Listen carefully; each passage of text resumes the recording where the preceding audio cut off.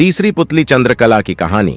तीसरे दिन जब वह सिंहासन पर बैठने को हुआ तो चंद्रकला नाम की तीसरी पुतली ने उसे रोककर कहा, हे राजन, यह क्या करते हो?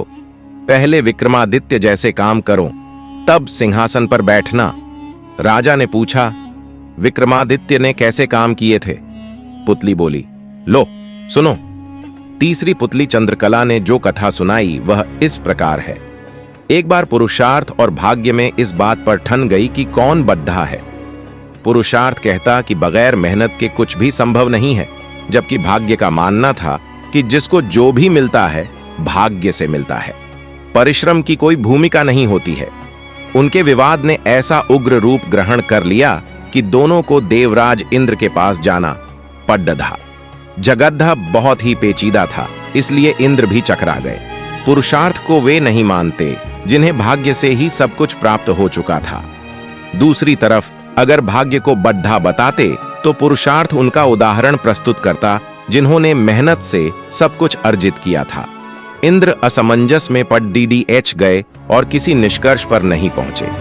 काफी सोचने के बाद उन्हें विक्रमादित्य की याद आई। उन्हें लगा सारे विश्व में इस झगड़दीधे का समाधान सिर्फ वही कर सकते हैं। उन्होंने पुरुषार्थ और भाग्य को विक्रमादित्य के पास जाने के लिए कहा। पुरुषार्थ और भाग्य मानव वेश में विक्रमादित्य के पास चल पड़ डीढ़े। विक्रमादित्य को भी झगड़े का तुरंत कोई समाधान नहीं सूझा। उन्होंने दोनों से 6 महीने बाद आने को कहा। जब वे चले गए तो विक्रमादित्य ने काफी सोचा। समाधान के लिए वे सामान्य जनता के बीच वेश बदलकर घूमने लगे। काफी घूमने के बाद भी जब कोई संतोषजनक हल नहीं खोज पाए तो दूसरे राज्यों में भी घूमने का निर्णय किया। काफी भटकने के बाद भी जब कोई समाधान नहीं निकला तो उन्होंने एक व्यापारी के यहां नौकरी कर ली।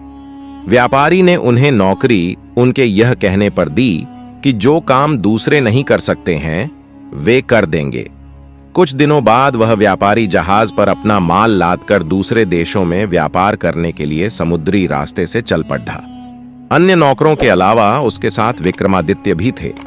जहाज कुछ ही दूर गया होगा कि भयानक तूफान आ गया। जहाज पर सवार लोगों में भय और हताशा की लहर दौड़ाच गई। किसी तरह जहाज एक टापू के पास आया और वहां लंगर डाल दिया गया। जब तूफान समाप्त हुआ तो लंगर उठाया जाने लगा, मगर लंगर किसी के उठाए ना उठा। अब व्यापारी को याद आया कि विक्रमादित्य ने यह कहकर नौकरी ली थी कि जो कोई न कर सकेगा वे कर देंगे। उसने विक्रम से लंगर उठाने को कहा। लंगर उनसे आसानी से उठ गया। लंगर उठते ही जहाज तेज गति से बढ़ गया, लेकिन टापू पर विक्रमादित्य छूट गए। उनकी समझ में नहीं आया क्या किया जाए। द्वीप पर घूमने फिरने चल पड़े। नगर के द्वार पर एक पट्टिका टंगी थी जिस पर लिखा था कि वहां की राजकुमारी का विवाह पराक्रमी विक्रमादित्य से ही होगा। वे चलते चलते महल तक पहुंचे। राजकुमारी उनका परिचय पाकर खुश हुई और दोनों का विवाह हो गया। कुछ समय बाद वे कुछ सेवकों को साथ ले अपने राज्य की ओर चल पड़े। रास्ते में विश्राम के लिए जहां डेरा डाला वहीं एक सन्यासी से उनकी भेंट हुई। सन्यासी ने उन्हें एक माला और एक छड़ी दी। उस माला की 2 विशेषताएं थीं।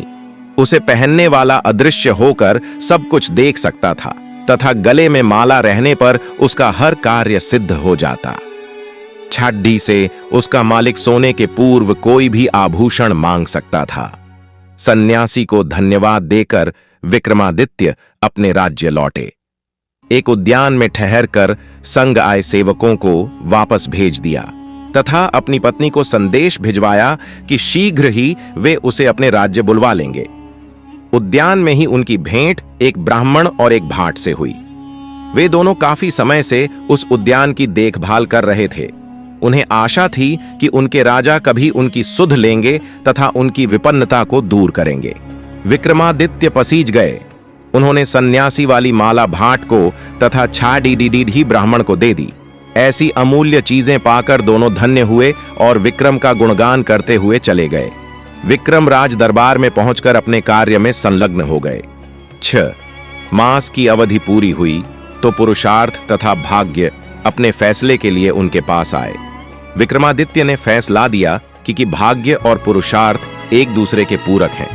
उन्हें छड़ी और माला का उदाहरण याद आया। जो छड्डीढ़ी और माला उन्हें भाग्य से सन्यासी से प्राप्त हुई थीं। उन्हें ब्राह्मण और भाट ने पुरुषार्थ से प्राप्त किया। पुरुषार्थ और भाग्य पूरी तरह संतुष्ट होकर वहां से चले गए। कहानी सुनाकर पुतली बोली, बोलो राजा, क्या आप में है ऐसा न्याय प्रिय फैसला देने की दक्षता और अमूल्य वस्तुएं दान में देने का हृदय और सामर्थ्य? राजा फिर सोच में पड़ गए और तीसरे दिन भी सिंहासन पर नहीं बैठ सके। चौथे दिन चौथी पुतली कामकंदला ने सुनाई विक्रमादित्य की दानवीरता की कथा